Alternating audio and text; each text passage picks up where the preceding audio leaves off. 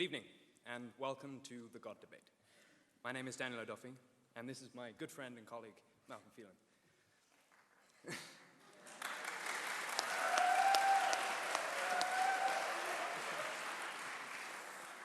Together, we have organized the debate that you are about to enjoy. We would like to take a moment, however, to explain the purpose of this event and to recognize those who made it possible. Good evening. Thank you for coming. Thank you for waiting to finish that paper, missing that bookstore basketball game, rescheduling that club meeting, and passing up that dorm movie. Here at Notre Dame, we sometimes make the mistake of compartmentalizing our lives a little too much. Everything has a set time: class during the day, homework at night, party on Friday, recover on Saturday, and go to Mass on Sunday.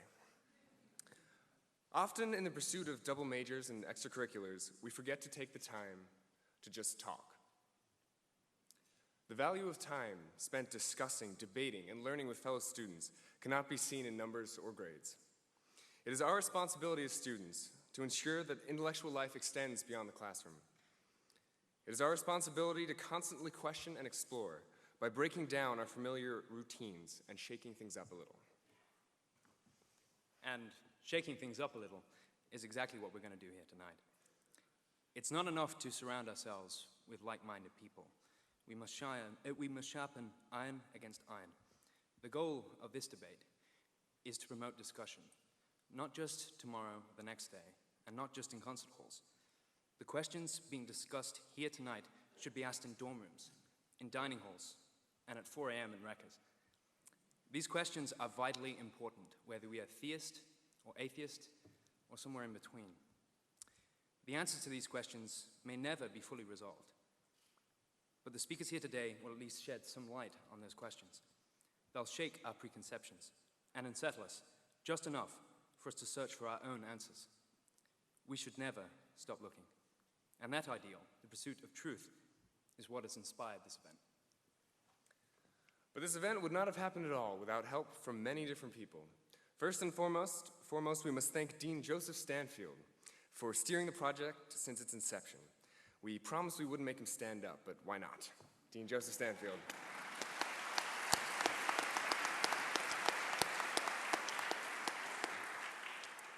Second, our thanks go to the Center for Philosophy of Religion, especially Joyce and our moderator, Mike Ray, for contributing their time, effort, and funds towards the project. Without these three people, this event would have remained nothing more than an interesting idea. Thank you also to the staff of the DeBartolo Center for Performing Arts for hosting us in this incredible concert hall. Our gratitude also goes out to the Henkels family and their lecture series, as well as the Institute for Scholarship in the Liberal Arts, directed by Augustin Fuentes, for contributing enormously to this debate. For their support, we would also like to thank the College of Arts and Letters, the Center for Undergraduate Scholarly Engagement, the Learning Beyond the Classroom Grant, Father Theodore Hesburgh, the Glynn Family Honors Program, the Department of Philosophy, the Program of Liberal Studies, and the Center for the Study of Religion Society, a long list. And a special mention to Cormac and Nick. Finally, it brings me great pleasure to introduce tonight's moderator, Professor Mike Ray. As well as helping set up the debate, Professor Ray runs the Notre Dame Center for Philosophy of Religion. A graduate with honors from UCLA and, more importantly, a double domer, Professor Ray is an instrumental figure in fostering intellectual discussion on campus. There's no better person to moderate a debate on these topics. Please welcome Professor Mike Ray.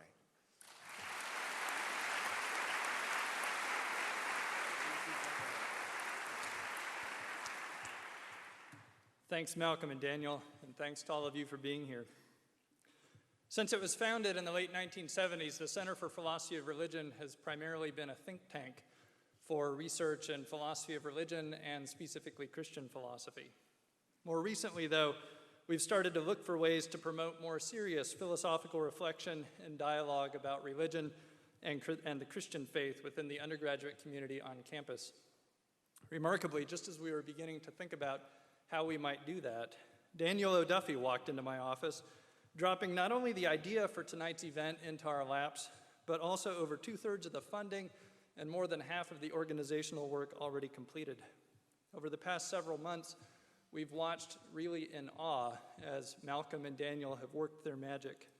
They've taught us how to put together an amazing show that will sell out to a crowd of students in 90 minutes flat without even a hint of football in the title. I'm excited to be here tonight, and I'm also excited about the prospect of putting on more events like this one in the years to come. The topic to be discussed tonight is the question, is religion the problem? Hitchens says religion poisons everything. Is he right? Even if it doesn't poison everything, does it at least poison our minds? Is religion, belief in God, just a virus of the mind, as Richard Dawkins thinks? Or is it the case, as D'Souza thinks, that maybe belief in God is perfectly rational and even a good thing? These are the sorts of questions that we're here to talk about tonight.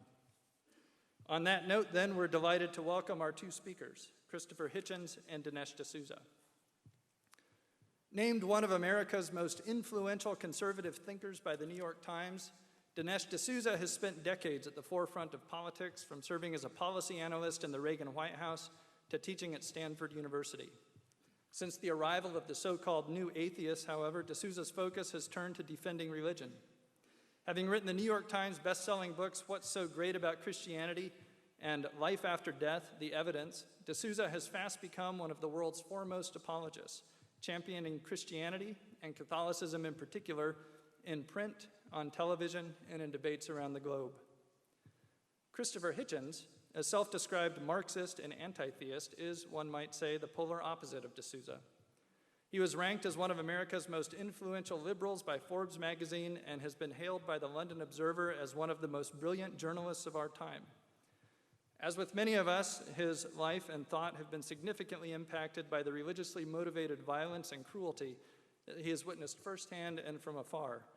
But unlike many of us, he has identified religion itself as the problem and has taken on the mission of opposing it. He's the author of numerous books, including the bestseller, God is Not Great, How Religion Poisons Everything, and he is now commonly characterized as one of the four horsemen of atheism. Teaming up with the other horsemen, Miller, Crowley, Layden, outlined against a blue-gray October sky.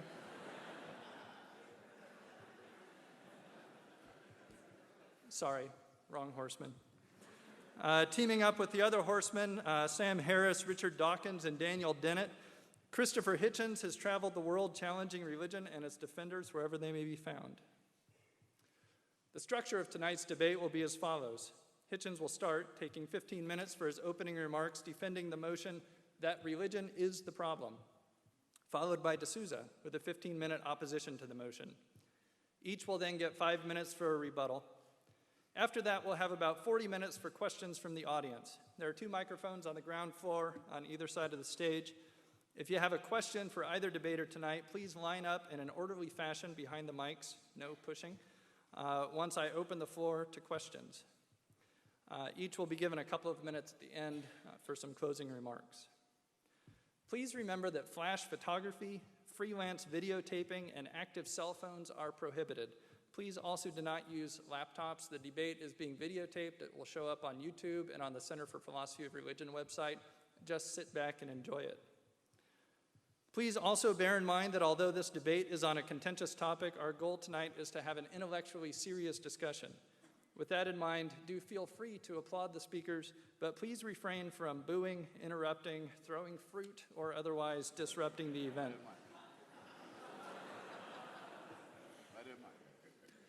Finally, please remember that Notre Dame is the world's #1 institution in the philosophy of religion and also has one of the world's best theology departments. Any questions that don't get answered tonight, you can ask of your local faculty in the weeks to come.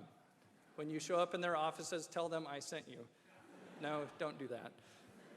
Now, on with the show. I give to you Christopher Hitchens.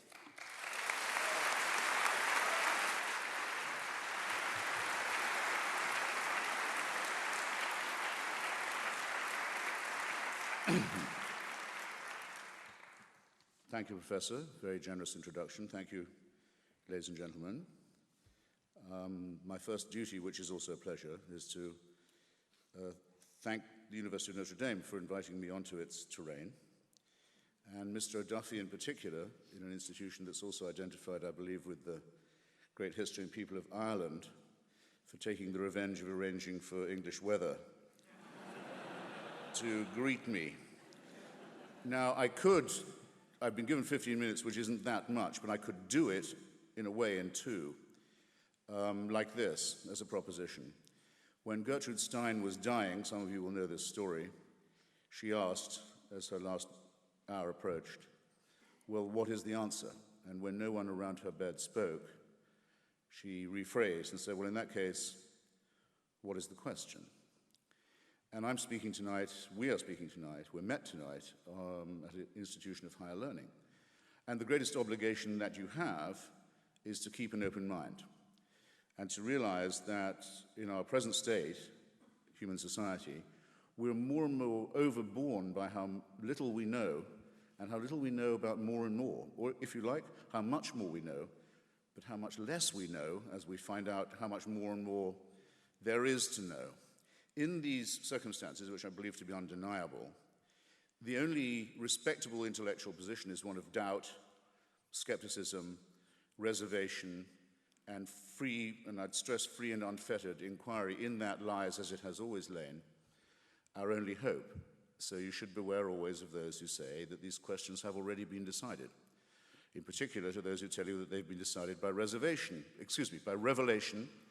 that there are handed down commandments and precepts that predate, in a sense, ourselves, and that the answers are already available if only we could see them, and that the obligation upon ourselves to debate ethical and moral and historical and other questions is thereby dissolved. It seems to me that that is the one position, it's what I call the faith position, that has to be discarded first. So, thank you for your attention, and I'm done.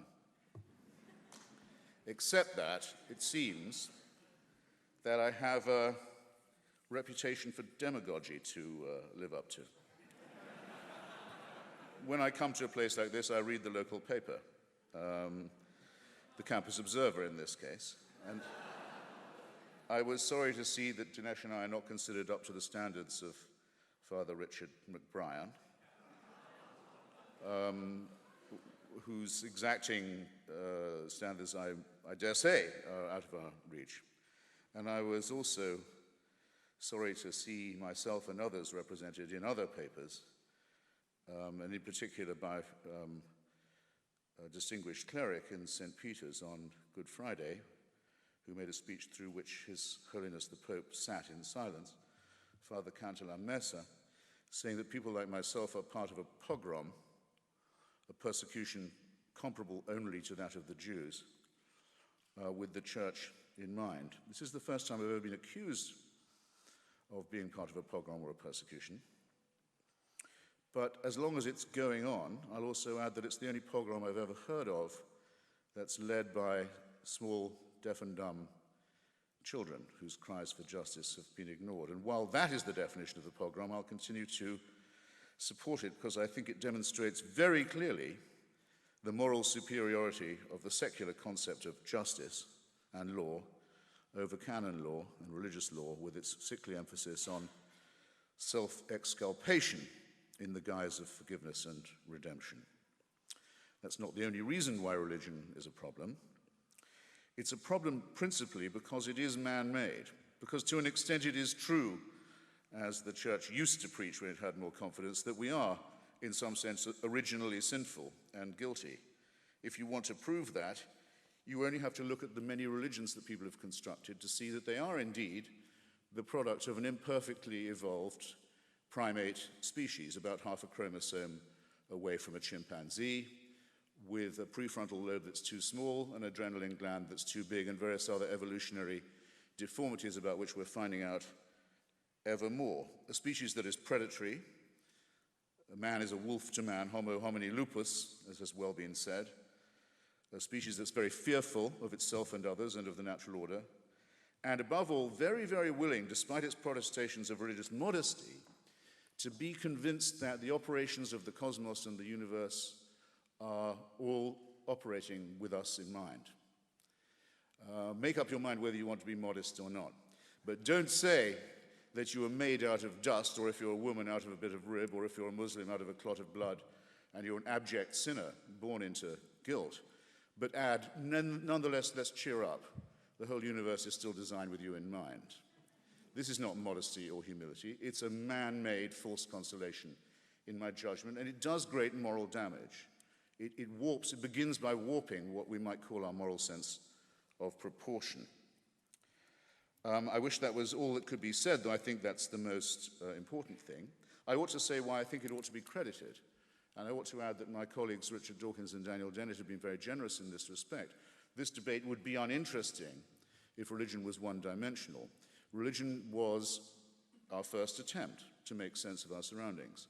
It was our first attempt at cosmology, for example, to make sense of what goes on in the heavens. It was our first attempt at what I care about the most, the study of literature and literary criticism. It gave us texts to deliberate and even to debate about, even if some of those texts were held to be the word of God and beyond review and beyond criticism, nonetheless the idea is introduced, and it had never been introduced before.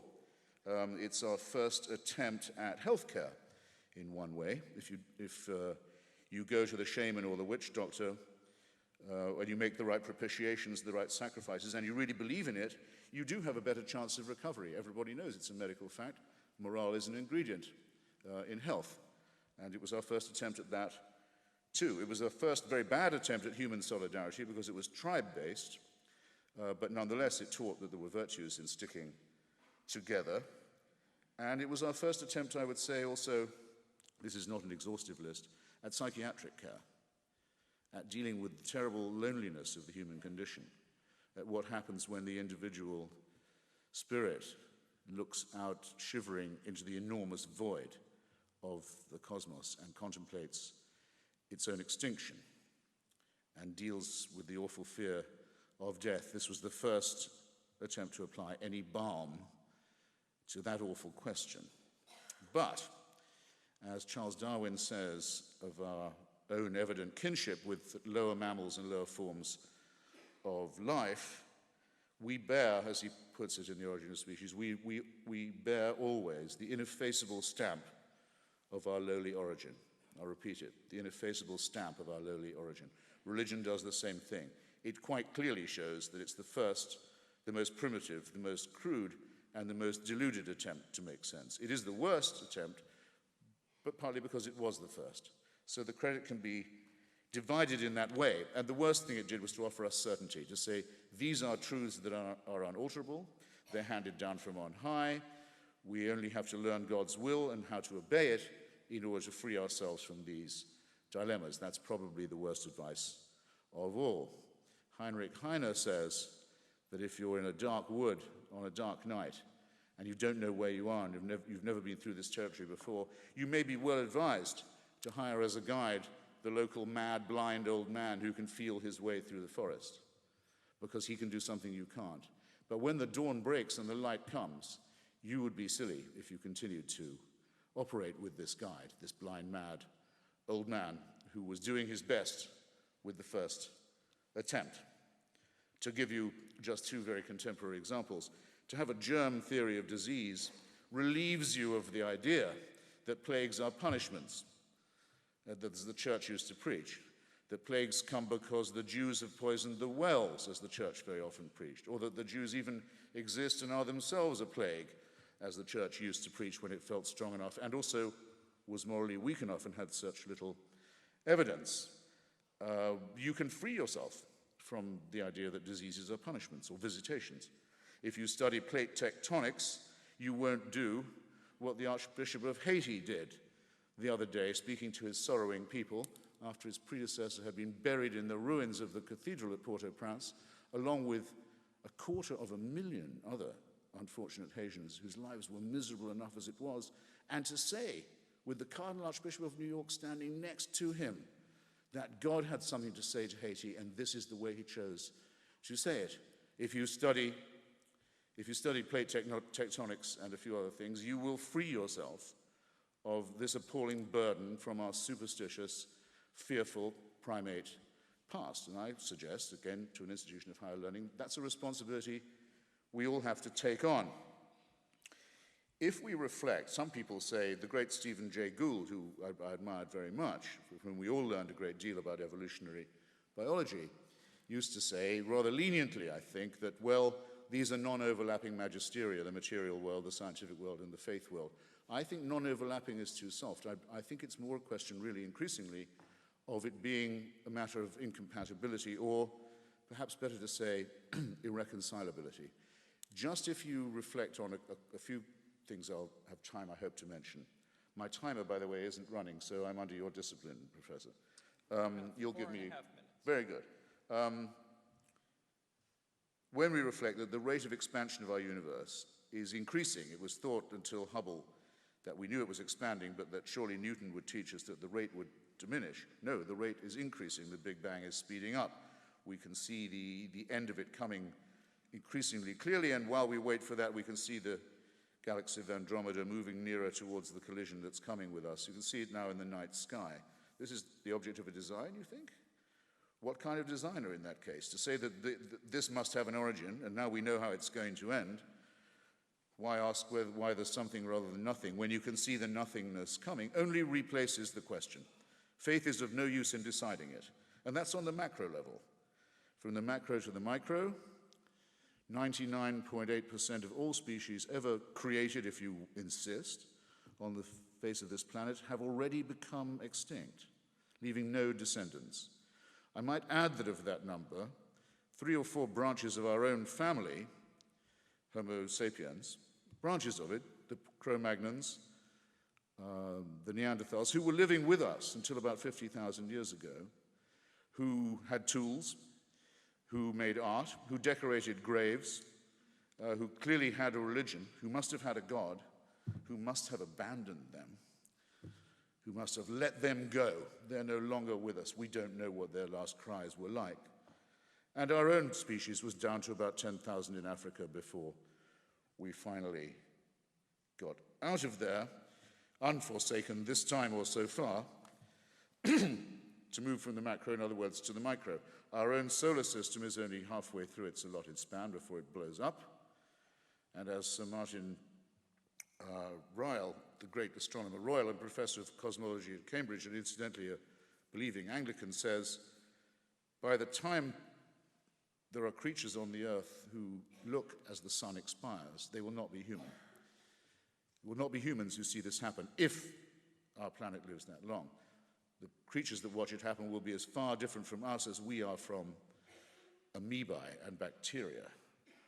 Faced with these amazing, overarching, titanic, I would say awe-inspiring facts, like the fact that ever since the Big Bang, every single second, a star the size of ours has blown up. While I've been talking, once every second, a star the size of our sun has gone out.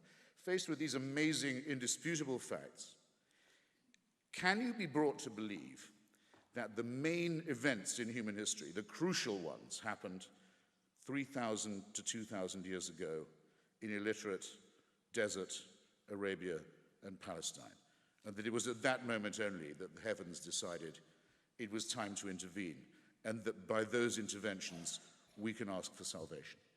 Can you be brought to believe this? I stand before you as someone who quite simply cannot, and who refuses, furthermore, to be told that if I don't believe it, I wouldn't have any source for ethics or morality. Please don't pile the insulting onto the irrational and tell me that if I don't accept these sacrifices in the desert, I have no reason to tell right from wrong. 1 minute. 1 minute, good.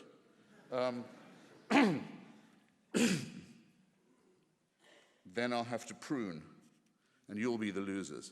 But there's a rebuttal coming. All right. Look at the contemporary religious scene. I return to religion as well as just faith and belief. Israeli settlers are stealing other people's land in the hope of bringing on the Messiah and a terrible war.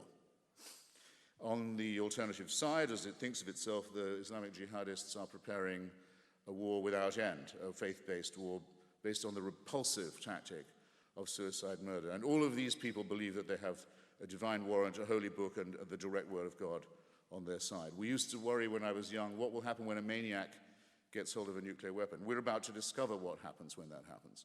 The Islamic Republic of Iran is about to get a nuclear weapon, and by illegal means that flout every possible international law and treaty. Meanwhile, in Russia, the authoritarian chauvinistic, expansionist regime of Vladimir Putin is increasingly decked in clerical garb by the Russian Orthodox Church with its traditional allegiance to Tsarism, serfdom, and the rest of it. And Dinesh would have to argue, and I'll close on this, Dinesh would have to argue that surely that's better than that there be a mass outbreak of secularism in Russia and Iran and Israel and Saudi Arabia. And I would call that a reductio ad absurdum. And I'll leave you with it, and I'll be back. Thanks.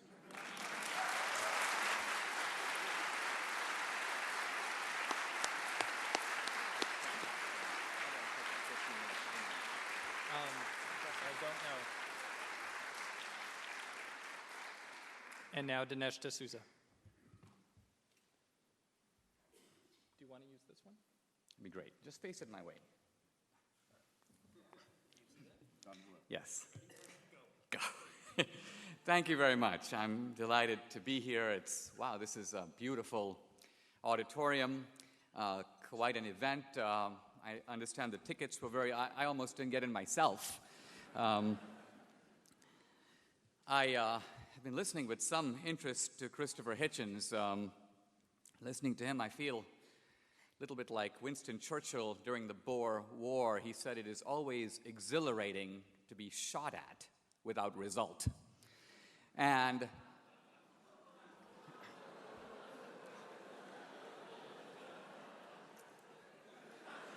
I say this because even if everything that Christopher Hitchens says is true, he has hardly demonstrated religion to be a very serious problem at all. He seems to say that religion is built into human nature. It's an evolutionary development, that man has been searching for explanations since he set foot on the planet. Religion supplied functional explanations. Now perhaps we have better ones. Even if all this were true, I'm going to dispute it and show it's not true, but even if it were true, this would hardly be a damning indictment of religion. Science itself has developed in the same way. It's been an explanation. It's gotten better over time. But what I want to do is meet Christopher on his own ground. He says we should be doubters, and I'm going to be a doubter. He says we should be skeptics, and I endorse that completely. In this debate, at no time will I make any arguments that appeal to revelation, scripture, or authority. I'll make arguments based on reason alone. And I want to engage the argument on Hitchens' own ground not by making the easy argument for the utility of religion. It's good for us, it makes practical sense, it's consoling. That's all true. I'm going to actually make an argument for the truth of religion.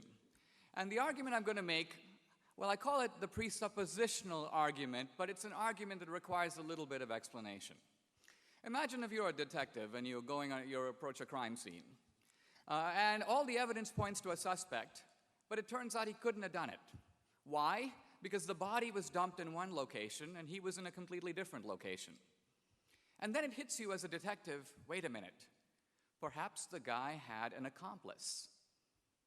Now, you don't know that he did, but the assumption that he did suddenly makes sense of all the other facts that were previously mysterious. Suddenly you see how the crime was committed to its very detail.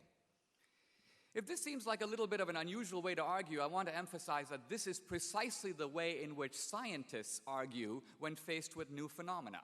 For example, scientists looking at galaxies out there have noticed that the galaxies hang together, and yet when you measure the amount of matter in them, there's not enough gravity to hold the galaxies together. They should be flying apart. And so scientists presuppose that there is some other form of matter, they call it dark matter, that must be there, exercising a gravitational force, so even though we can't see the dark matter, it's detectable by no instrument, it explains what we do see. The presupposition of dark matter clarifies the matter that is in front of us. Now, what I'm going to do is try to adduce some puzzling facts about life, and then ask whether the presupposition of God explains those facts better than any rival explanation. Christopher Hitchens has spent a lot of time telling us about evolution. And evolution as an effort to explain the presence of life on the planet. But of course, evolution does not explain the presence of life on the planet. Darwin knew that. Evolution merely explains the transition between one life form and another. That's very different from accounting for life itself. Consider, for example, the primordial cell. If you read Franklin Harold's book, The Way of the Cell, this is a biologist at University of Colorado in Boulder, he describes the cell as a kind of supercomputer.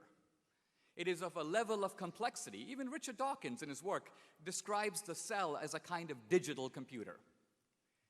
Now, the cell can't have evolved because evolution presupposes the cell. Evolution requires a cell that already has the built-in capacity to reproduce itself. So how did we get a cell?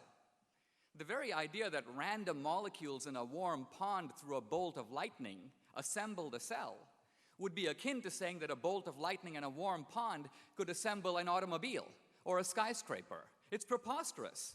Richard Dawkins knows it's preposterous, and therefore when asked, how did we get life originally, he said, well, maybe aliens brought it from another planet. It's ridiculous, but it's, in a way, the best explanation he could come up with other than intelligent design. So there we go. We have the mystery of the cell. But evolution raises further puzzles, because evolution depends upon a universe structured in a certain way. Evolution depends on a sun that's 8 light minutes away. Evolution depends upon the constants of nature. If I were to pick up a pen and drop it, it will fall at a known acceleration to the ground, gravity. The universe has a whole bunch of these constants, hundreds of them. Scientists have asked, what if these constants, on which evolution depends, what if these constants were changed a little bit? What if the speed of light were a little slower or a little faster? This question is addressed by Stephen Hawking in his book, A Brief History of Time. He says that if you change these constants of nature at all, and he's talking about the rate of expansion of the universe, he says if you change that not 10% or 1%, but 1 part in 100,000 millionth million, we would have no universe, we would have no life. Not just Homo sapiens, no complex life would have evolved anywhere. In other words, our very existence here is dependent upon the fine-tuning of a set of constants in nature. We're not talking about just on Earth, the entire universe. This argument, that is sometimes called the anthropic principle of the fine-tuned universe, this has put modern atheism completely on the defensive. Why should the universe be structured in precisely this way and no other way? What is the best explanation? Is there an atheist explanation? I'd like to hear it. Let's move on in thinking about evolution, because evolution cannot explain the depth of human evil. What I mean by this is simply this. Evolution presumes cruelty, evolution presumes harshness, but it is a harshness tempered by necessity. Think of a lion. It wants to eat the antelope because it's hungry, but have you ever heard of a lion that wants to wipe every antelope off the face of the earth? No. So how do you explain this human evil that far outruns necessity and reaches depths that seem almost unfathomable? Evolution cannot account for rationality, because evolution says we are programmed in the world to survive and reproduce. Our minds are organs of survival. They are not organs of truth. So if we believe in rationality, we require something outside of evolution to account for that. Evolution can't even account for morality. Now, this requires a little bit of explanation, so think of a couple of moral facts. And I'm not talking about heroic deeds of greatness. Think of simple things. Getting up to give your seat to an old lady in a bus. Donating blood. There's a famine in Haiti, you volunteer your time or you write a check. Now, if we are evolved primates who are programmed to survive and reproduce, why would we do these things? There's a whole literature on this, and basically it comes down to this.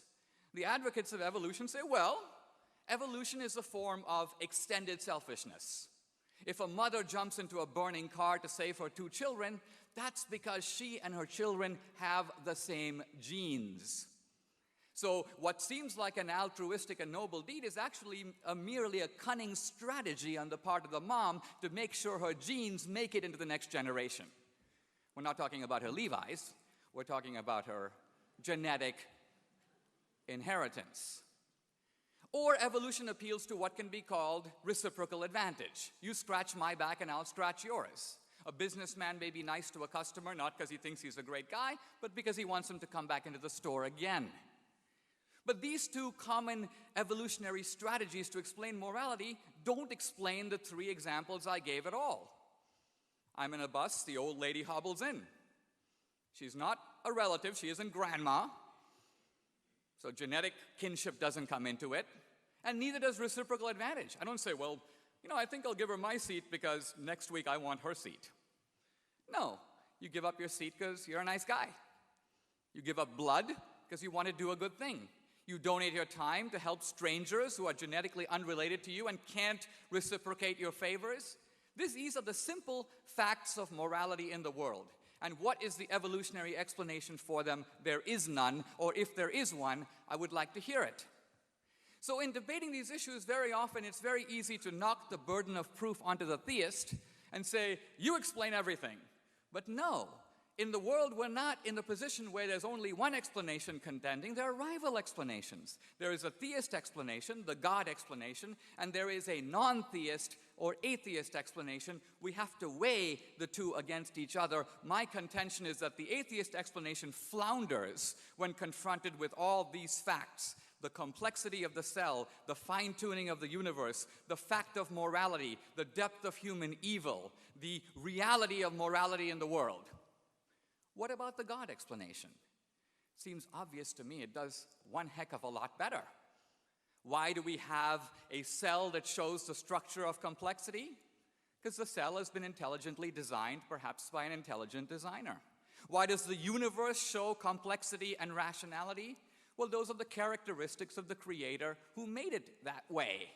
Why are there depths of human evil? Because our lives are a cosmic drama in which good and evil are in constant struggle. The Christian story. Why is there morality in the world? Why do we all feel, even when it works against our advantage, a moral law within us? Well, that's because there is a moral lawgiver who gave it to us.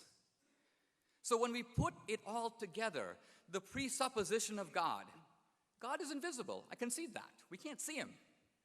But if we posit him, all these mysterious facts, suddenly the lights come on. It provides an explanation.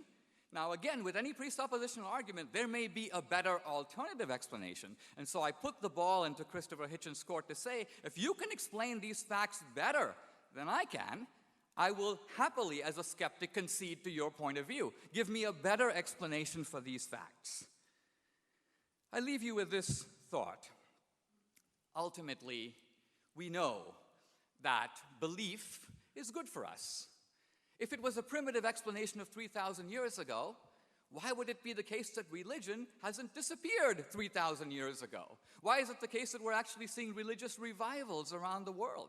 Why is the fact of religious experience? It's almost as if you go to a village and 95% of those people in the village say, we know this guy named Bill. Why? Because we interact with him, we relate to him, we have experience of him. 5 guys say, we've never met Bill, and 3 of them say there is no Bill. The other 95% are making him up. Now, which is more likely?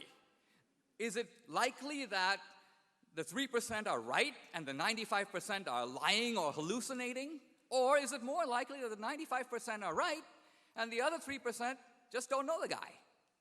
When you look at the fact of religious experience in the world today, to simply write it off as a primitive explanation of why ancient man couldn't explain the thunder seems idiotically unrelated to the fact that religion serves current needs and current wants. So religion is not the problem. God is not the problem. God is, in fact, the answer to the problem. Thank you.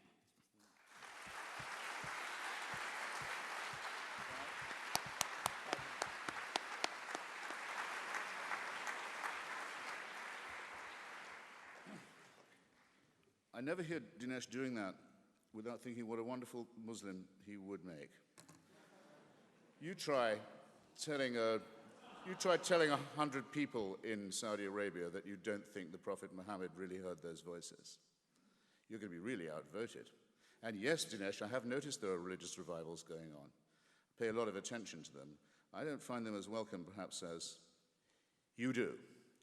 And on your detective hypothesis, don't you think there's something to be said for considering unfalsifiability when constructing a hypothesis? For example, Albert Einstein staked his reputation. He said, if I'm wrong about this, then there will not be an eclipse at a certain time of day and month and year off the west coast of Africa, and I will look a fool. But if I'm right, there will be one.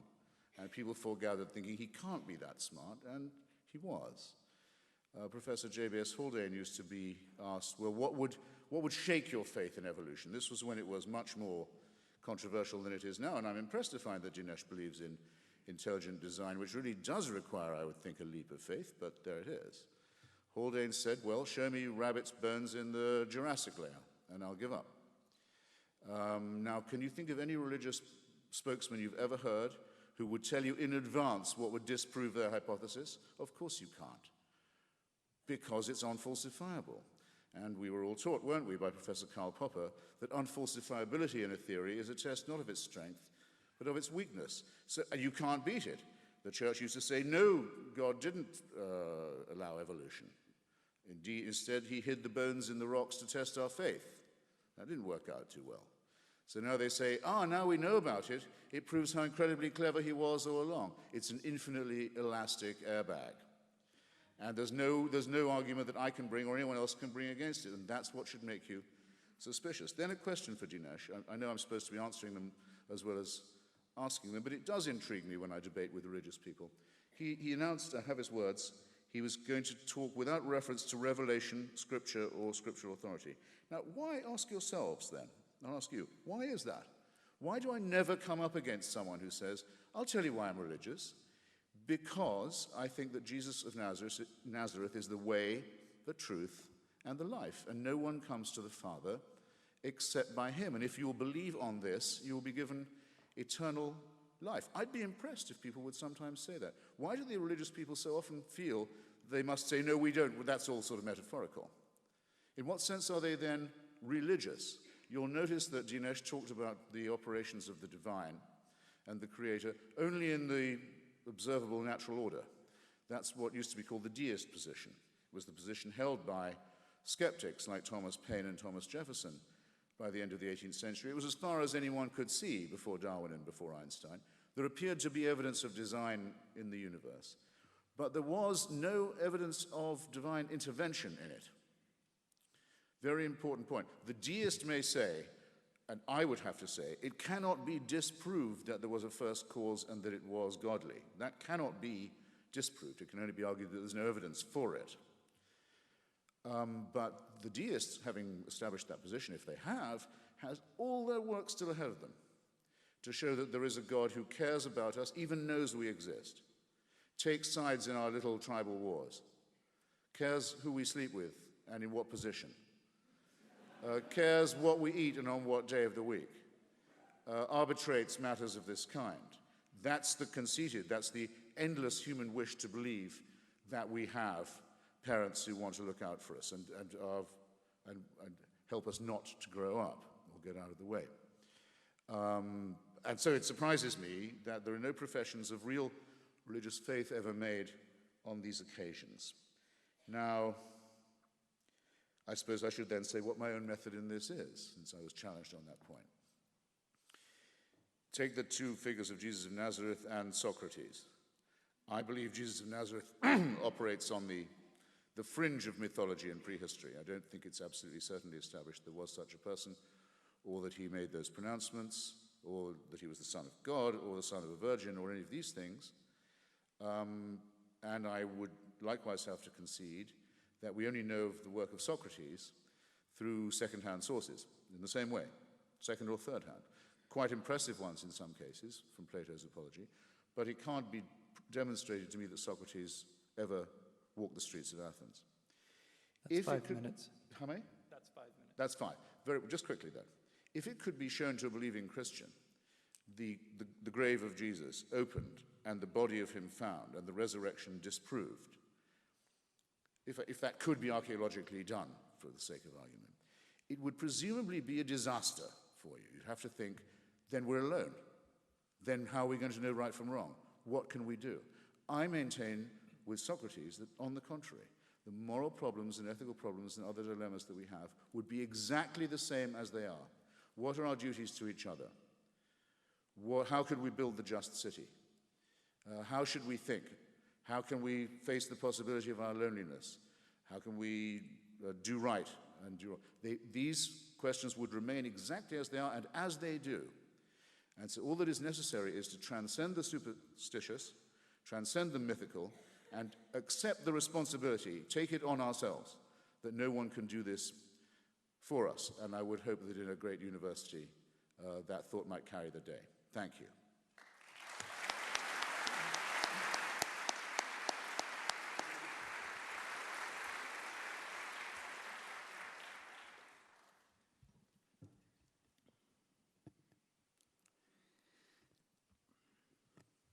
Somewhat like the mosquito in the nudist colony, I'm trying to decide where to begin. I might begin by noting that in my opening statement, I offered a kind of a challenge to Christopher Hitchens. I mentioned anomalous features of the world as it is and of the evolutionary explanation, and offered to him the chance to offer rival theories that might do better than the God explanation. I just want to note that he has offered none. Instead, what he has offered is the idea that science is based on verifiability, but religion not. This, I think, is in fact not true. And he said no one's ever given him an example of it, and I'm about to give him two. The ancient Hebrews asserted, uniquely, by the way, of all religions, that God made the universe out of nothing. Now, incidentally, the idea that God or gods made the universe is a very old idea. But in every other religion, God or gods fashioned the universe out of some other stuff. God is a kind of carpenter. He took the stuff of the universe and he made life and he made man. But the Hebrews said no, there was nothing, and then there was a universe. And I want to suggest that modern science has proved this to be 100% correct. If you go to an introductory physics class at Notre Dame, you will learn that as a direct consequence of the Big Bang, not only did the universe have a beginning, not only did all the matter have a beginning, but space and time also had a beginning. In other words, first there was nothing, no space, no time. And then there was a universe with space and time. Suddenly the Christian concept of eternity, of a God being outside of space and time, which for centuries was scientifically unintelligible, is now not only coherent, but riding alongside the most cutting-edge discoveries in modern physics and modern astronomy. The ancient Hebrews and the Old Testament predicts that the people of Israel, after being dispersed, would return. There would be, if you will, a reuniting of the state of Israel. Until the 1940s, this was a possibility historically so preposterous that if someone had actually suggested it, they would meet with derisive laughter. And yet, it has in fact happened, just as the Bible said it would. Now, these are not scientific theories. If you talk to the ancient Hebrews and say, how do you know that there was nothing and there was a universe? They didn't do any scientific experiments. They basically said, God told me. But I'm saying that if you look at that as a prophecy or as a factual claim about the world, we now know 2,000 years later that it is in its essence correct. The reason that I can't go on like this is because religion addresses different types of questions than scientific questions. Here are three. Here we are flung into the world. One question we have is, what's the purpose of our life? Or, why are we here? Or, where are we going? What happens to us after we die? Here are the scientific answers to those three questions. Don't have a clue, don't have a clue, and don't have a clue. We are no closer to answering those questions scientifically than we were since the time of the Babylonians. So what is wrong in looking to religion to supply explanations in a domain where science is utterly inert, inarticulate, and in fact mute? You can't just say that if you understand the ballistics of plate tectonics, you understand purpose. It would be as if my dad took me on his knee and gave me a spanking, and Christopher Hitchens goes, don't think he's angry with you. If you only understood the ballistics of the cane, you would have a full explanation of what's going on. Or on the other hand, if I put a pot of tea on the kettle and began to boil it, Hitchens can't say, well, if I tell you about if you say, what's going on here? Well, the scientific explanation is that water, when heated, the molecules expand, the temperature rises. But there's another explanation. Dinesh wants to have a cup of tea. So explanations work at more than one level. And finally, Christopher asks, why argue this way? Well, we know about presenting the case the other way. In fact, you get it in church, or you get it in synagogue, or you get it every Sunday. The argument from the Bible, the argument from authority. I know it's a useless argument to use in a secular setting, especially when debating with an atheist. If I say, I believe in Jesus because the book of Matthew says this, or the Gospel of Luke says that, he's going to say, well, who cares what the Gospel of Luke says? I don't accept the authority of the Bible to adjudicate the matter. So we are at a state in our culture in which we have to use rational arguments if we are trying to communicate in secular venues. So here we are at a university. What could be more appropriate than to address these arguments in the vocabulary of reason? Christopher wants me to fling the Bible at him so he can then claim the high ground of science and reason. What flummoxes him is when I use science and reason itself to torpedo his arguments. That's when you get him going down on his knees and praying for some more quotations from Scripture. Thank you very much.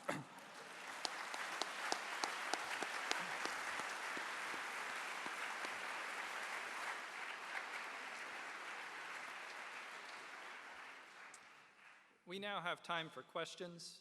We have 2 microphones down in front. If you have a question for either of our speakers, please come forward and line up. It has been suggested that I start the question period with a question for each of our 2 speakers. That's an opportunity I gladly accept. After I'm done asking questions, I'll field questions from the audience. Please, you're free to indicate to whom your question is directed, but we'll give both speakers the opportunity to weigh in. Please limit yourself to 1 brief question. I'm the only one that gets 2. If your question runs long, I will interrupt and ask you to focus it. If it continues to run long, I will ask you to sit down. If it continues to run long, you don't want that to happen. There will be no follow-up questioning. Once you've asked your question, please step aside from the mic, and those are the ground rules. So now I'll start with questions. As I understand it, the basic argument that Christopher Hitchens is giving, I haven't seen the text, but as I understand it, the argument can be summed up roughly like this. Religion gives explanations, science gives better explanations. Our job is to go with the best explanations. So we ought to go in for science all the time and set religion aside as superstition.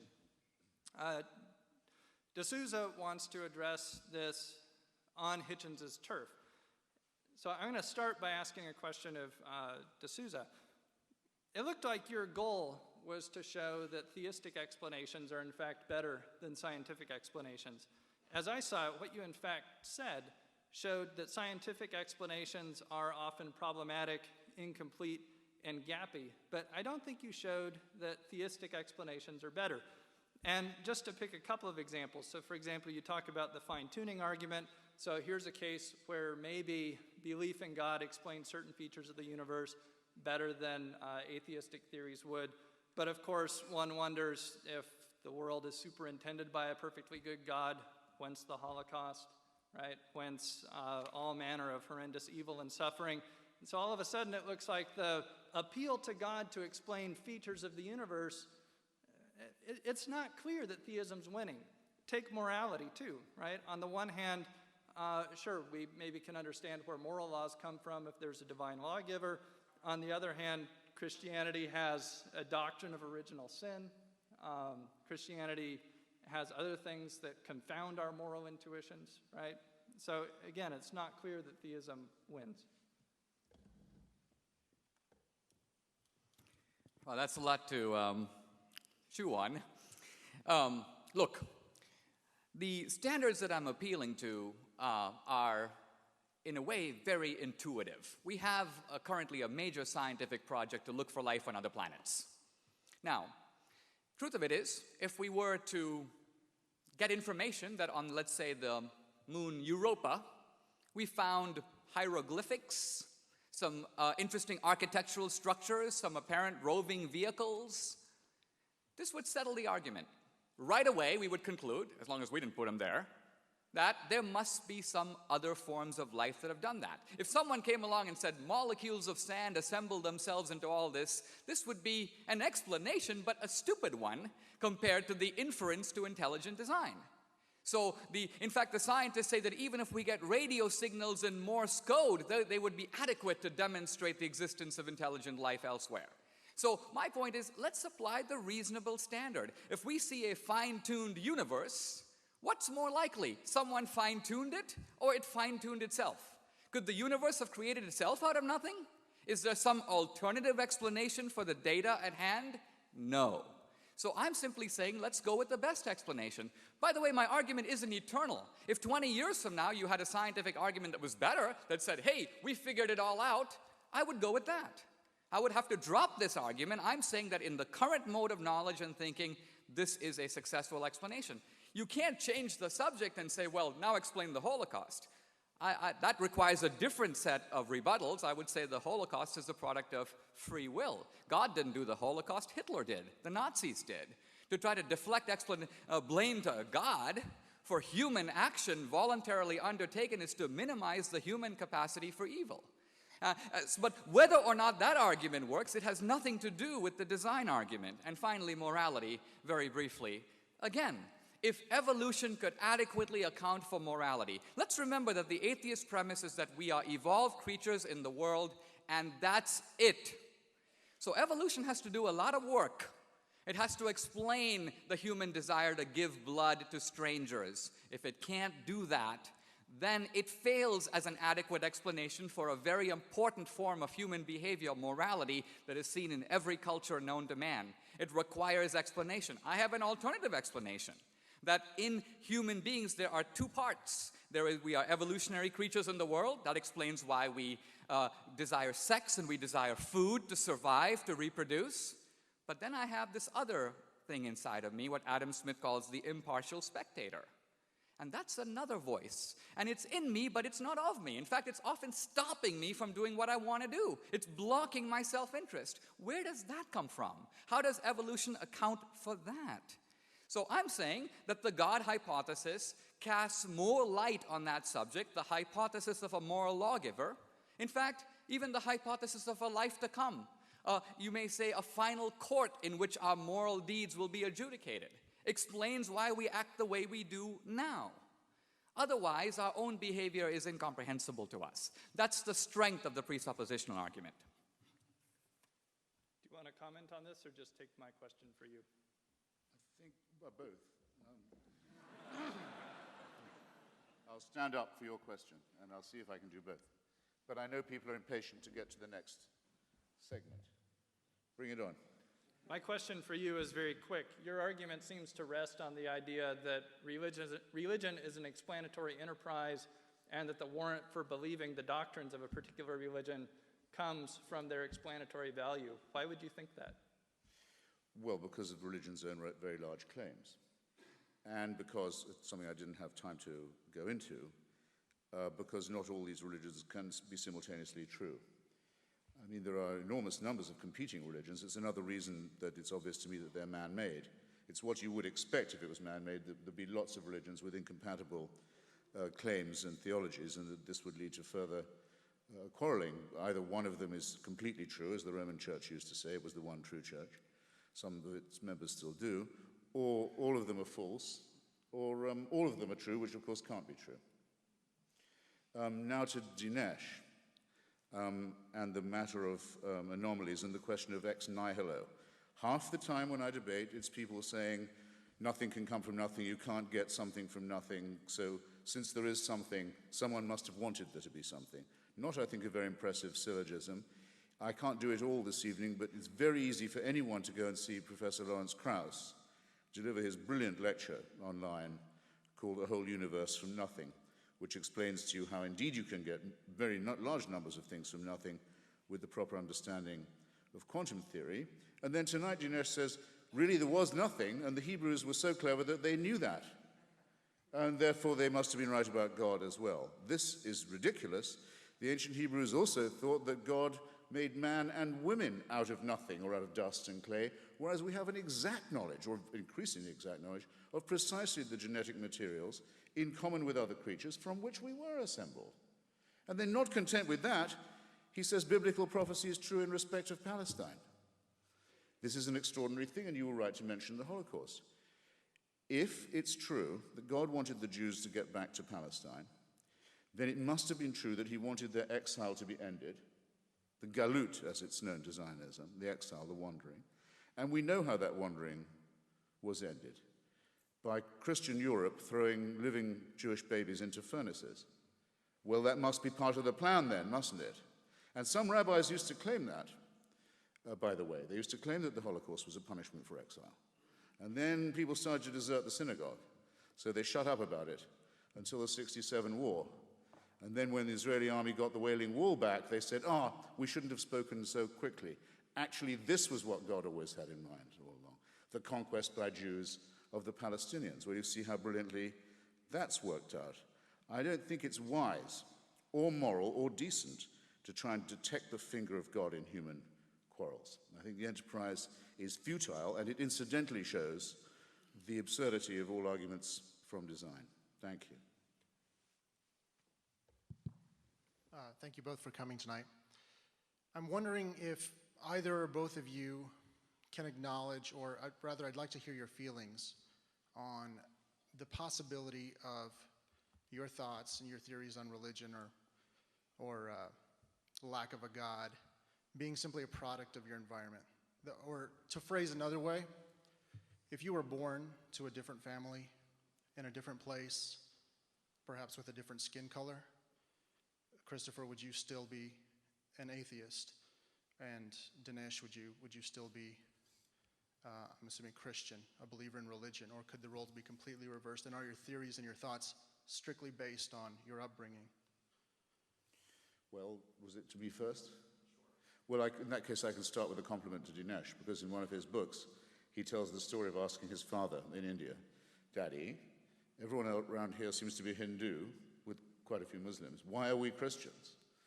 And his father said, because, Dinesh, my lad, the Portuguese Inquisition got to this part of India first.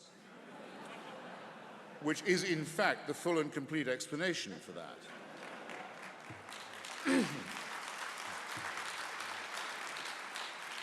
Actually, So you can tell Dinesh was very well brought up in this respect, and he's made the most of it. Obviously, in my case, this does not apply because, obviously, if you ask someone in Buffalo, why did you go to the Roman Catholic Church, he'll say, because my parents were from Poznan. It's the overwhelmingly probable explanation. Why did you go to a Greek Orthodox church? My parents were born in Thessaloniki. Of course, this is true, but there are a lot of people who convert. In fact, quite a large number of Muslims on their way out of Islam embrace Christianity, which is a very risky thing to do. It must be something they care a lot about, and I think one should take seriously. And though it was relatively easy for me, being born in England and emigrating to America, to leave the Church of England behind, that, believe me, is no sweat. Our great religious poet, our great Christian poet, George Herbert, refers to the sweet mediocrity of our native church. What do you get if you cross an Anglican with the Jehovah's Witness? Someone who comes to your door and bothers you for no particular reason.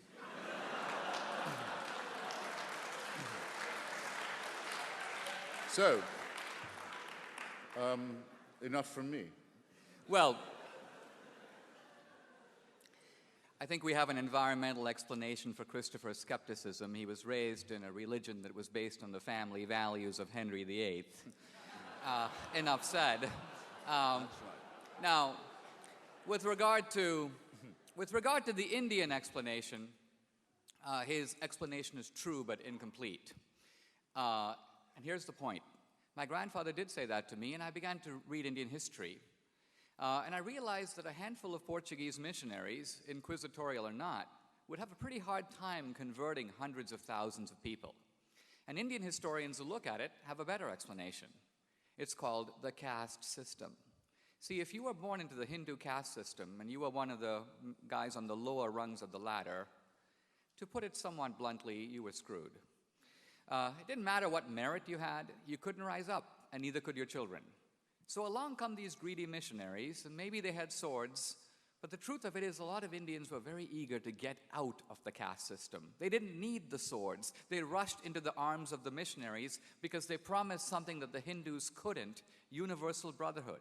It wasn't always practiced, but even the idea of it, the principle of it, was hugely appealing. And that's why there were mass conversions not only to Christianity, but also to Islam, which makes a similar promise. So this is the historical landscape. A final point about this is that we're committing here what could be called a genetic fallacy. We do it with religion. We always can see the fallacy if we apply it to any other area. For example, it is very probable that there are more people who believe in Darwin's theory of evolution who come from Oxford, England, than who come from Oxford, Mississippi. It's probably equally true that there are more people who believe in Einstein's theory of relativity who come from New York than who come from New Guinea. What does this say about whether Einstein's theory is correct or no? Nothing. The origins of your ideas have no bearing on whether they're true or not. So wherever Christopher and I got our ideologies or our religious convictions, you should weigh our arguments on the merits. Thank you. Thank you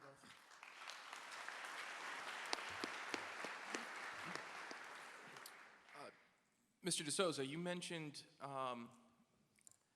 that you would only speak basically in secular terms, in terms of defending your faith without appealing to revelation or anything of that sort.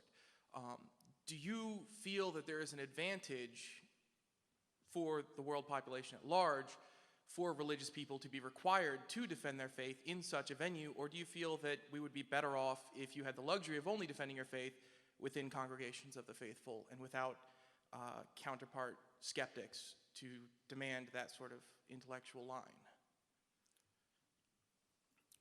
I've argued that I think that Christians need to learn to be bilingual. And by that I mean to speak perhaps two languages, a Christian language at home or in church, and a more secular language in the public square. Not because we want to wear two faces, but because we want to make our arguments accessible to people who may not share our assumptions. And so a lot of times, if someone says, what do you think about gay marriage? The Christian opens to the book of Leviticus, not recognizing that the person he's talking to does not recognize the authority of Leviticus to decide the matter. So it becomes a futile enterprise, two ships in the night. The only way to have debate is to meet on some common ground. And in that sense, I think in a democratic society, the common ground of reason is a perfectly appropriate language for democratic discourse. So what we're doing here is a secular intellectual enterprise. If I was speaking, as I sometimes do, in a megachurch or at a Catholic event, I might speak in a little different language, but that's because I'm speaking to an audience with different assumptions.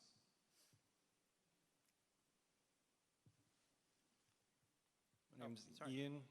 No, it was for Dinesh. I'm Ian from the Michiana Skeptics. My question is for Dinesh. Christopher, you kind of addressed this already. It's on the issue of spontaneous generation. Dinesh, you used the analogy with the jet being spontaneously put together by a thunderstorm, in a junkyard of sorts. I was wondering, how do you defend the argument that it's more likely that a creator did this when, even though it's unlikely that, say, something would have randomly created a cell or a molecule over time, there's still, in the infinite spans of things, in the vast amount of time that the universe has existed, some minuscule probability that this could have come about, versus this blatant argument that it must have been this because it's improbable when there is no really backing for the reverse argument. How do you counteract this? And also, if you have anything to add to this, Christopher. It is true that one can always, by re-rigging the assumptions, create new probabilities. So for example, there are many physicists who have computed that if you look at all the particles of matter in the entire universe, the chance of them randomly assembling to produce a cell is essentially zero. However, you can increase that probability by adding universes. And there are many cosmologists who say, well, what if there are 1,000 universes or an infinity of universes? Then, in the infinity of time, and that's a problematic statement in itself, But with an infinity of universes, an infinity of transactions, even improbable events do occur.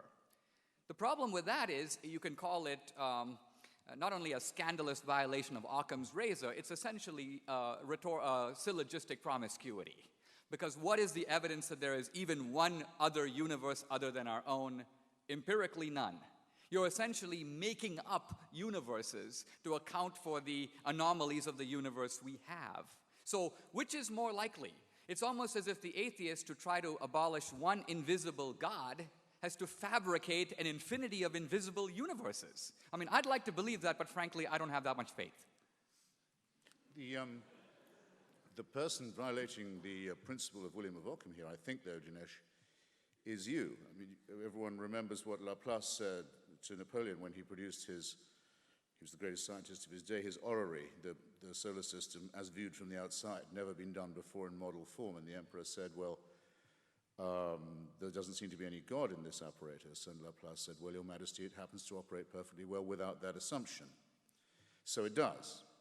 Dinesh asked earlier, and I should have taken him up on it, isn't it the case that to the three questions, where are we coming, where are we from, where are we going, and why are we here, there are three nopes from our side. That's not true at all. It was incredible that he alleged it. So the question of where are we from, both in the macro and the micro term, where did we come from, the cosmological, the Big Bang, and the micro, the unraveling of the human string of DNA and our kinship with other animals and indeed other forms of non-animal life, we are enormously to enormously greater extent well informed about our origins. And what we don't know, we don't claim to know. Very important. My admitting that I don't know exactly how it began is not at all the same as Dinesh's admission that he doesn't know either, because he feels he has to know. Because if it's not a matter of faith and it's not a matter of God, he can't say he believes in it a little bit. It must be a real belief to be genuine, and it must have some explanatory value. And he doesn't hold it very strongly, and it doesn't explain anything for which we have better explanations. Likewise about where we are going. We have a very good idea now of the time and place, if you like, the time anyway, when our universe and our sun, and indeed the cosmos, will come to an end. Dinesh might say, well, then if you look at the Bible, it proves right all those who said the end of the world is at hand. There's biblical authority. In fact, it just proves we were right all along. Yes, except that they said that by repenting, you could prevent this outcome, which you cannot, ladies and gentlemen. Okay? As to why are we here, good question, to which there's so far no perfect answer, and I suggest you keep the argument about that open and sharpen the questions and consider the infinite possible variety of answers and train your mind that way. Don't say you already know why you're here, that someone wants you to be here, that you're fathered, that you're protected, that it's all part of a divine plan. You can't know that, and you shouldn't say it. There. I want to get back to the basics of this debate. And Professor D'Souza, you touched on this a little bit using the free will argument. I want to know how you can reconcile your statement that belief is a good thing when so many lives have been lost due to the differing opinions of religious views. That is true, although historically greatly overstated. The Inquisition. When I was a student at Dartmouth, if you had asked me how many people were killed in the Inquisition, I would have said hundreds of thousands, maybe millions, horrible blot on Western history. Truth of it is, these things are now carefully studied. Henry came in as a multi-volume study of the Inquisition. Spanish Inquisition was the worst. And over 350 years, the number of people killed in the Inquisition was fewer than 2,000. Now, 2,000 people, 350 years, it works out to about 5 guys a year. Not normally considered a world historical crime. Now, is that 2,000 too many? Yes. But my point is that while the atheists are often crying crocodile tears over the crimes of religion, crimes that, by the way, often occurred 500 or 1,000 years ago, what about the vastly greater crimes of atheist regimes committed in our own lifetime in the last century, and they are still going on? If you take Hitler, Stalin, and Mao alone, the three of them collectively in the space of a few decades killed close to 100 million people. And that's the tip of the iceberg. What about Ceausescu, Kim Jong-il, Fidel Castro, Pol Pot? Pol Pot, he's a junior league atheist. Normally you don't even name the guy. But his Khmer Rouge regime in Indochina, following the Vietnam War, kills about 2 million in about 3 years. 2 million! Even bin Laden in his wildest dreams doesn't even come close.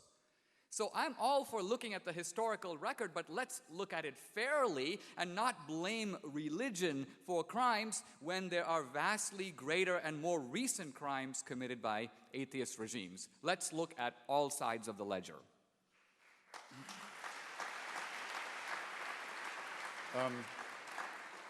There's a factual and a theoretical comment to be made on that.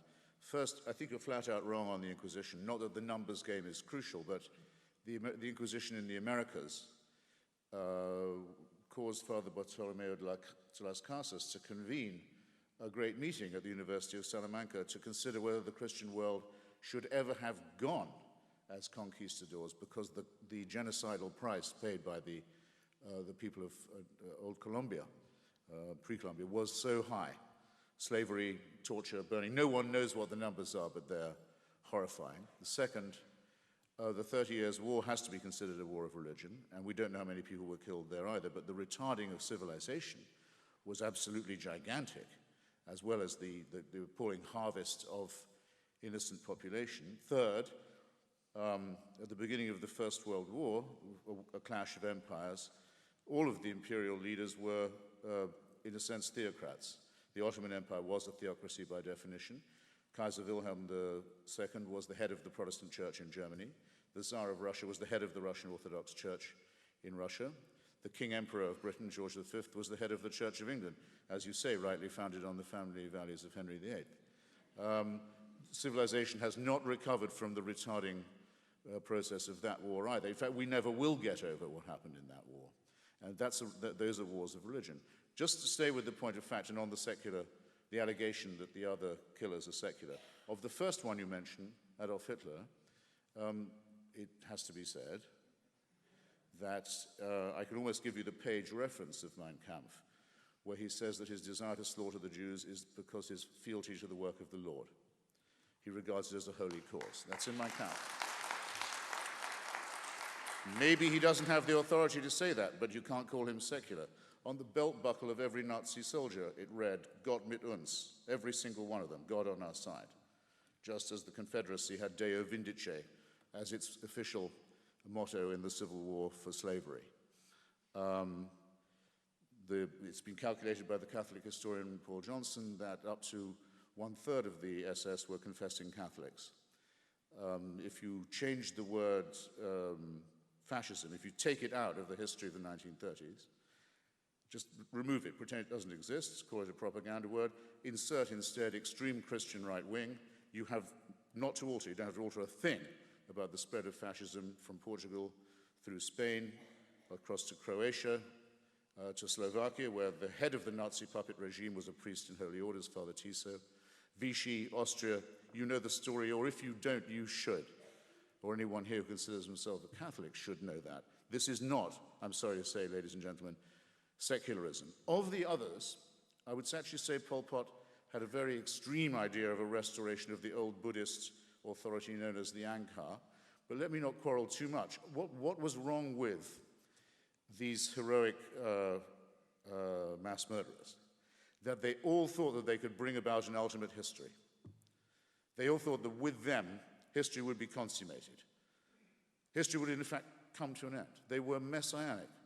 The whole problem to begin with is the idea that human beings can be perfected by force, or by faith, or by conquest, or by inquisition. That can take an explicitly religious form or just another messianic form, but it reinforces the point I began with. Take nothing for certain. Don't believe in any absolutism. Don't believe in any totalitarianism. Don't ask for any supreme leader in the sky or on earth, for that way lies madness and torture and murder, and always will. May I answer briefly, just given the nature of the topic?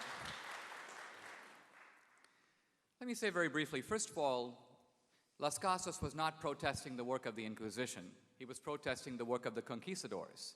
There's a big difference between the Spaniards who came for greed and gold and to take slaves, and the church, which sent missionaries. The missionaries were on the side of the Indians and convened the debate at Salamanca, at which the Pope decided that the Indians have souls and that the Spanish conquest should be stopped. Never in human history, by the way, has a ruler ordered a conquest stopped for moral reasons, and it was the missionaries who made that argument. So factually, it is not true that the deaths of the Indians, most of which, by the way, were through malaria and other diseases to which they had no immunities, but it had nothing to do with the missionaries. It was driven by the greed of the conquistadors. The 30 Years' War. Look at the history of the 30 Years' War and you'll see, look at the alliances. If they broke down neatly into Catholic versus Protestant, you could say perhaps it's a religious war, but they didn't. Catholic France began to ally with the Protestants the moment that the Protestants began to lose. Right away you see that territorial wars over power and land are now being presented as wars of religion. Was World War I a religious war? That would make every war a religious war. World War II was a religious war. In other words, just because France is Catholic and England is Protestant doesn't make it a religious war if they're fighting over territory. Hitler. Now, here we have to be a little careful, because in Mein Kampf, Hitler has a long section on propaganda in which he says, do not be afraid to lie to make your case. There is a book edited by the distinguished historian Hugh Trevor Roper called Hitler's Table Talk. It gives detailed accounts assembled by Martin Boring himself of Hitler's views on a wide range of subjects. Hitler hated Christianity. He was not a religious believer. He might have been some sort of a Teutonic pagan. He might have believed a weird form of ancient polytheism, but no recognizable form of monotheism, and he detested Christianity. Not so secular. Undoing the Lord's work was tactical. He wanted the support of the Bavarian Catholics and the Lutheran Protestants, and so he invented what he called the Aryan Christ, the Christ who comes back to avenge himself on the Jews. The churches didn't go for it. So this is a complex history. I've written about it myself. The bottom line of it is, my point isn't that Hitler was an atheist, but that the 20th century saw secular regimes which tried to get rid of traditional religion and morality and establish a new man and a new utopia, the secular paradise. And look what it brought us, an ocean of blood, a mountain of bodies. So for this reason, I'm concluding that it is this effort to enforce secular utopia and not religion that is responsible for the mass murders of history.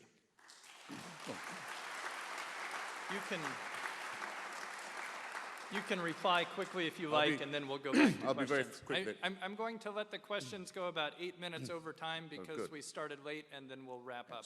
No, I should be quick. In that case, Dinesh, you gracefully withdraw the allegation that National Socialism and Fascism were secular or atheistic, and I'm grateful for your generosity. Second, that people change sides in religious wars for opportunist reasons doesn't particularly surprise me. You can spend a lot of time telling a Protestant in Northern Ireland who has a picture of King William painted on the side of his house that when King William fought the Battle of the Boyne, his ally was the Pope. The Protestant sort of knows this, the Ulster Protestant, but he doesn't really believe it's true, happens to be true. Of course it's opportunistic. Why is it opportunistic? Because religion is man-made, as I began by saying. It's what you would expect if religion was the creation of aggressive, fearful primates. It's exactly what you would expect. And the same would be true of its non-religious attempts to create paradise, because it's asking too much of people, and it leads to fanaticism and torture and murder and war. So all you succeed in doing is replacing the question. No, there's no teleology. No, there's no eschatology. No, there's no ultimate history. No, there's no redemption. No, there are no supreme leaders here or anywhere else. Thank you. Thank you both for the thought-provoking ideas that you've presented. I have questions about the scientific things that you mentioned.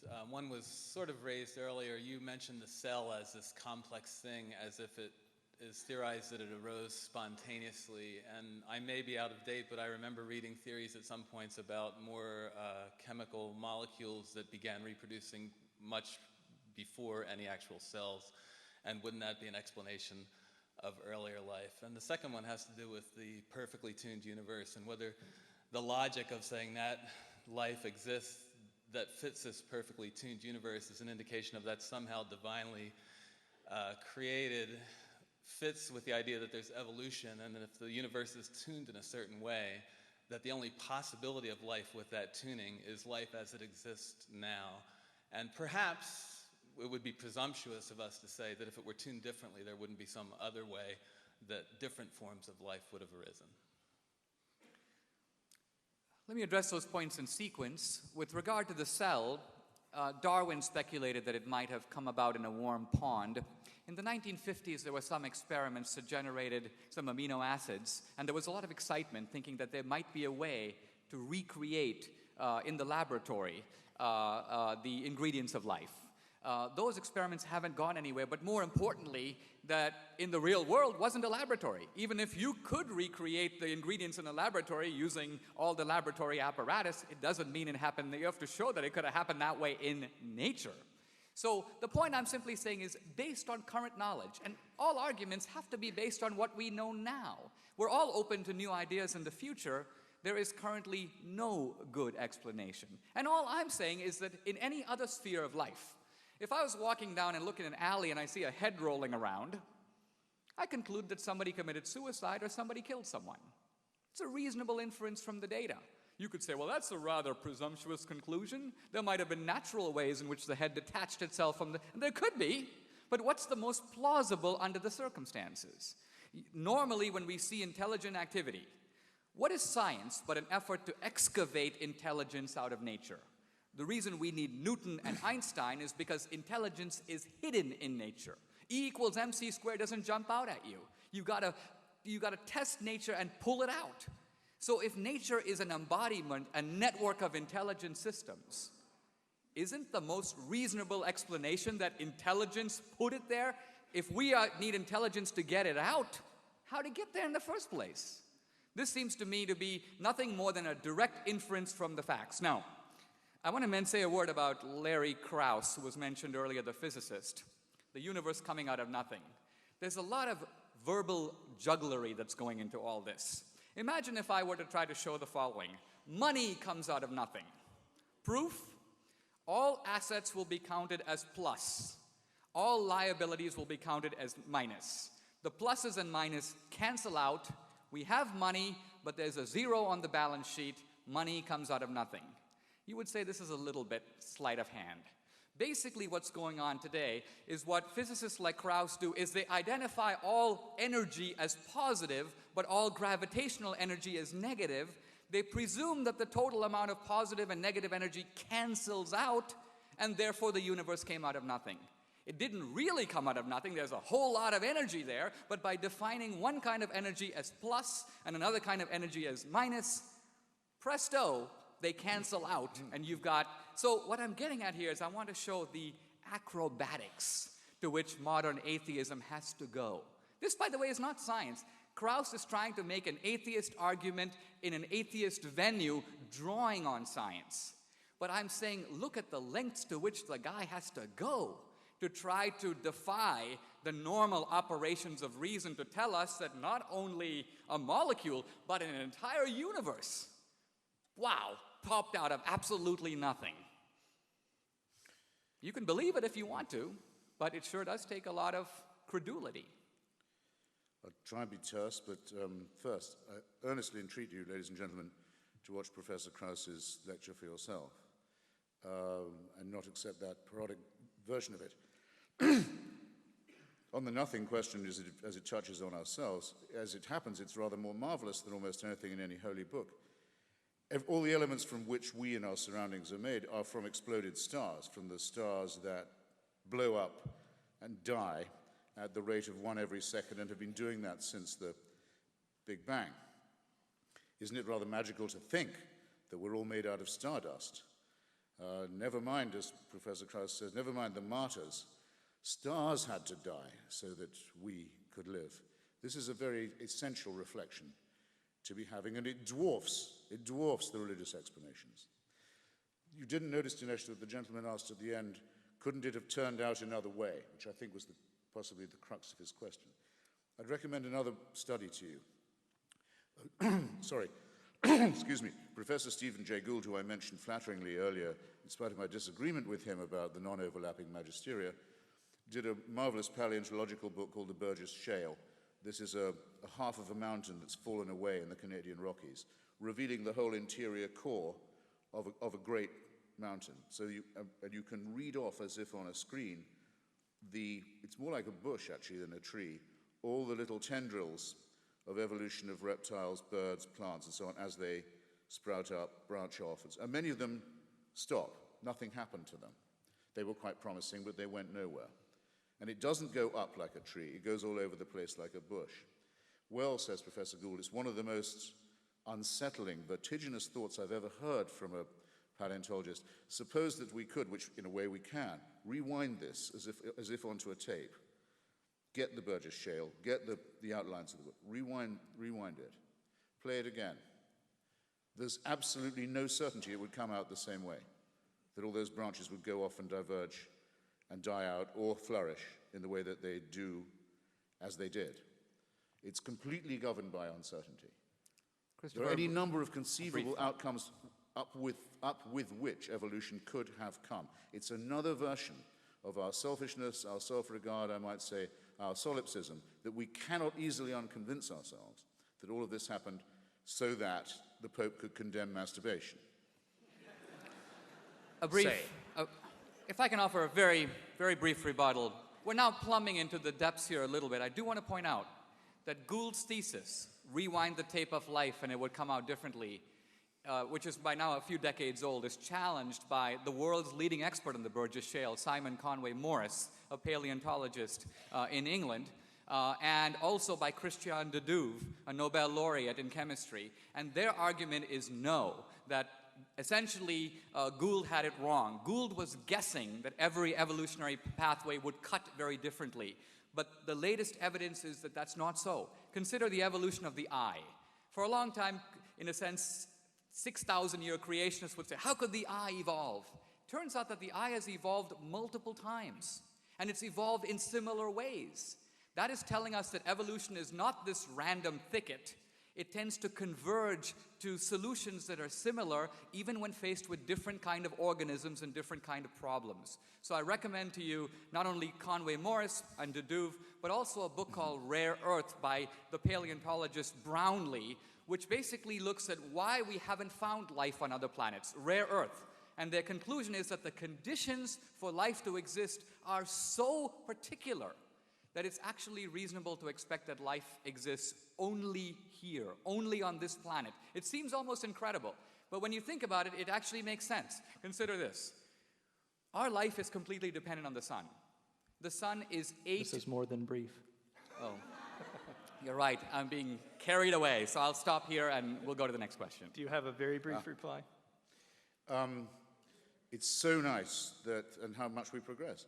No one now argues against the evolution of the eye. Now the argument of the evolution of the eye is completely conceded, and then it's used against Stephen Jay Gould. The thing to read there is Richard Dawkins' chapter on the multiple evolutions of the eye, including the fish that have four, is to be found in Climbing Mount Improbable, to which I also recommend you. I agree with you that it's very overwhelmingly likely that our planet is the only one that supports life. Certainly, we know in our own little suburb of the solar system that all the other planets don't support life. They're either much too hot or much too cold, as are large tracts of our planet, and we have every reason to know now that we live on a climatic knife edge, and in the meantime, our sun is preparing to blow up and become a red dwarf. I ask you, whose design is that? We will take one more question. I'm going to ask each of our speakers to let their reply to this question also double as their closing remarks.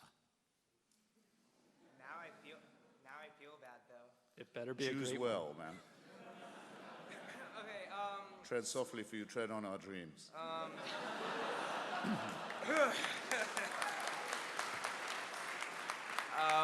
My question is for Mr. Dinesh. You talked before about, well, the improbability of a lot of things, and given the improbability, the necessary meaning of certain things. So because of the improbability of life in some circumstances, because of the uniqueness of life here, that this implies something. How would you respond to the thought that maybe there doesn't have to be any meaning, that say, as existentialists would say, there's no inherent meaning, but we can create our own meaning. So I guess my question is, why must there be some inherent purpose or some trajectory? Why can't things have just happened, albeit maybe very improbably?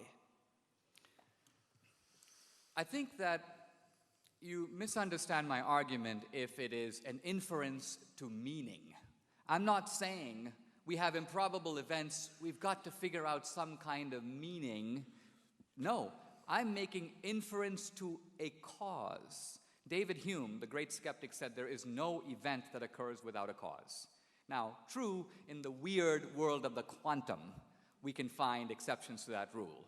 But quantum effects cancel out when you come to macroscopic objects. And whenever you hear someone say, consciousness, I really don't know what that is, but perhaps it's a quantum thing, he's basically saying he doesn't know. The quantum is invoked to explain things that are unexplained. Here's my point. Here's the argument tightened up. Everything that has a beginning, all material objects that have a beginning, have a cause. The universe is a material object that has a beginning. The universe has a cause. The cause could be natural or supernatural. The cause cannot be natural because nature can't cause itself, unless Professor Krauss is right. Since the cause can't be natural, it's more believable that a supernatural being, and moreover a supernatural being with a lot of power and a lot of knowledge and a lot of concern for us, because life is the outcome of this process. These are reasonable inferences to a cause. I mentioned earlier the three big questions. Christopher said science has provided answers, and he restated all my three questions. So none of them were my original questions. So for example, when I said, where are we going? My point was, what happens after we die? Is there life after death? We don't know. The atheist doesn't know, the believer doesn't know. The atheist who says there isn't, just like the believer who says there is making a leap of faith. Christopher avoided the question by changing it to, will the universe come to an end? Will the sun blow up? That wasn't my point. My point is what happens to us after we die. That is unknown. Science has no insight on that question. And here's a final thought.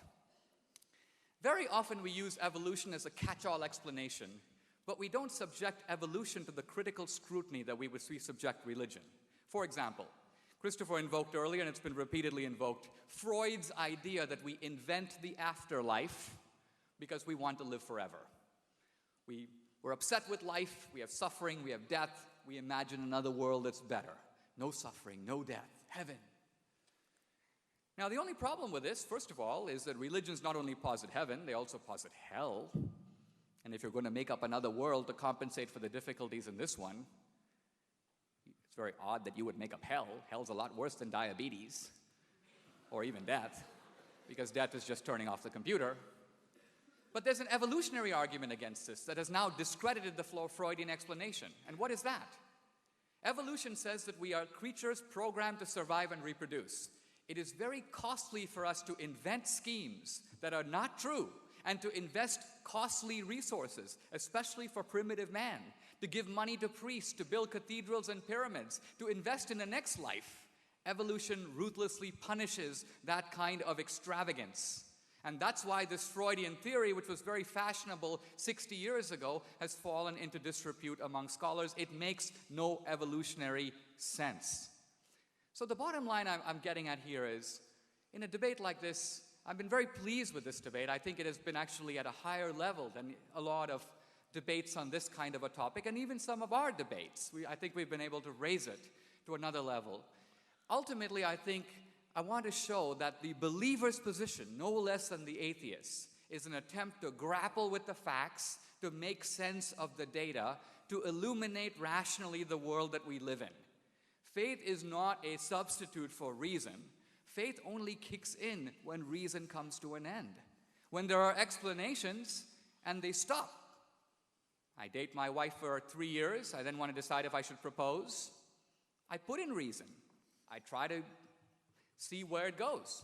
But then I say, what is life with her going to be like for the next 50 years? And there's no way to know. I can say, well, I'm going to be an agnostic. I'm going to wait for the data to come in. Well, if I do that, she'll marry someone else, so we'll both be dead. The data will never be in. At some point, rational knowledge has to give way to practical action. And faith is the bridge between limited, always limited human knowledge and the inevitability and necessity of human action. That ultimately is something that knowledge can teach us. Thank you very much.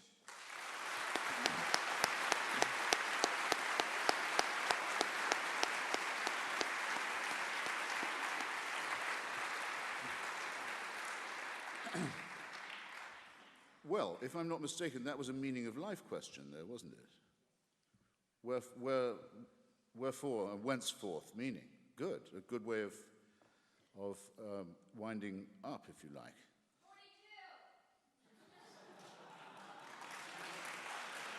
42. Hitchhiker's Guide to the Galaxy. I missed something there.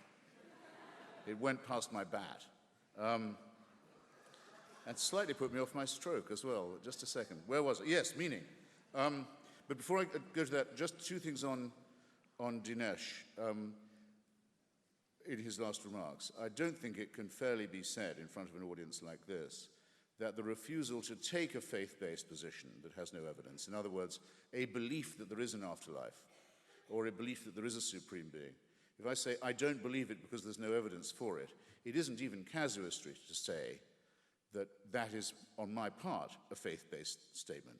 It's instead a refusal of faith and a refusal to use it as a method of reasoning. So it's not comparing like with like at all.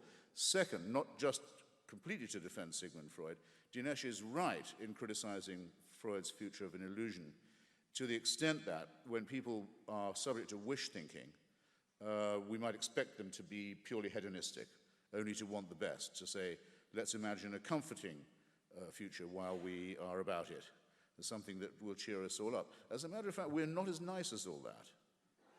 We don't want everyone going to hell. Excuse me, we don't want everyone going to heaven.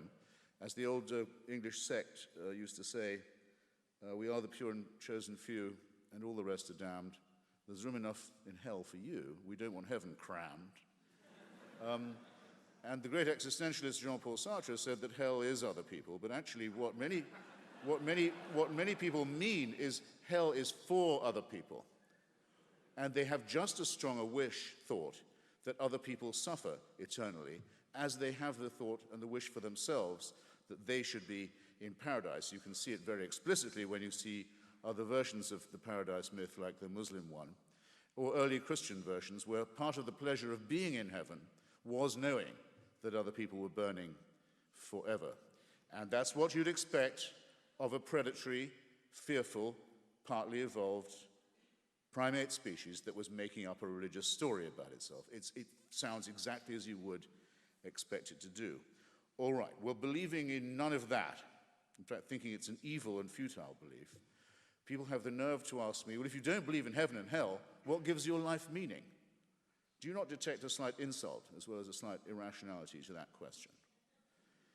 You mean I'd have much more meaning in my life if I thought that I would die and I'd be given one chance, or would have been given while I was alive, one chance, and if I'd made a mistake, I'd be condemned eternally. That was the kind of judge I'd be facing. And in the meantime, it would be advisable to live my life in propitiation of this supernatural dictator. That would lend more meaning to my life than my view, counter to Pascal, contra Pascal, that if there's any such judge, I'll be able to say, at least I never faked belief in you in order to win your approbation, sir, or ma'am, as the case might be. And if you are as reported, you'll have detected that those were my thoughts, and at least I wasn't a hypocrite. Pascal says, no, at least pretend you believe. It's win-win. This is corrupt reasoning. It's the reasoning of a huckster. And it lends no meaning to life at all. Still, why do I care? For example, why do I care? Why do I care about Rwanda? Why do I care about my Iranian friends fighting theocracy? Why do I give up my own time to them? Well, I'll tell you why, and I say it, I suppose, at the risk of embarrassment. It gives me great pleasure to do so. I like to feel that since we only have one life to live, that I can help people make it free as best I can, and assist them in their real struggle for liberty, which in its most essential form is the struggle against theocracy, which is the original form of dictatorship and violation of human rights actually takes. I enjoy doing it, and I enjoy the sort of people it makes me come in contact with. And I like giving blood. Passively, I mean. I don't like spilling it, but I don't mind having it run off me in a pint, because it's, strangely enough, it's a pleasurable sensation. And you know that someone else is getting a pint of blood, and you aren't losing one, because with a strong cup of tea or Bloody Mary, you'll get it back. Or both, you'll get it back. So it used to appeal to me in my old socialist days. It's the perfect model for human solidarity. It's in your interest to do it. Someone else benefits, you don't lose, and if, like me, you have a rare blood group, you hope that other people do the same thing, so there's enough blood when your own turn comes. And it's an all-round agreeable experience. And it's not like being fearful of judgment. It's much more meaningful than that. I think it's often believed of people like myself that there's something joyless in our view. Where is the role in the atheist world, the unbelieving world, for the numinous or the ecstatic or the transcendent? Well, come on.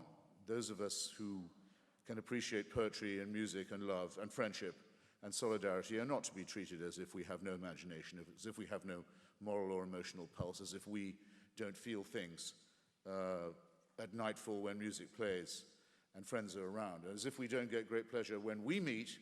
We don't meet to repeat incantations we've had dinned into us since childhood.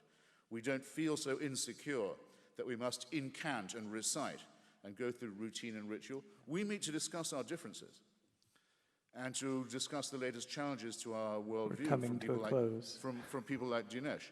We try and use the method of the Socratic dialogue even when its conclusions are unwelcome to ourselves. And though, therefore, I can't recommend atheism as morally superior, I can say that at least it faces the consequences of its belief with a certain stoicism. We might wish for eternal life, but we're not going to award it to ourselves as a prize for work we haven't yet done. So my closing recommendation is, why not try the Stoical and Socratic life for yourself? Why not examine more closely the tradition, the great tradition that we have from Lucretius and Democritus that goes through Galileo, Spinoza, Voltaire, Einstein, Russell, and many others. A tradition, I think, much greater than the fearful and the propitiatory and the ritualistic.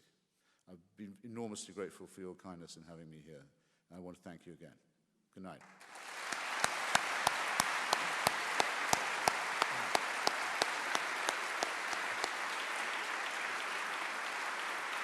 Thank you all for coming.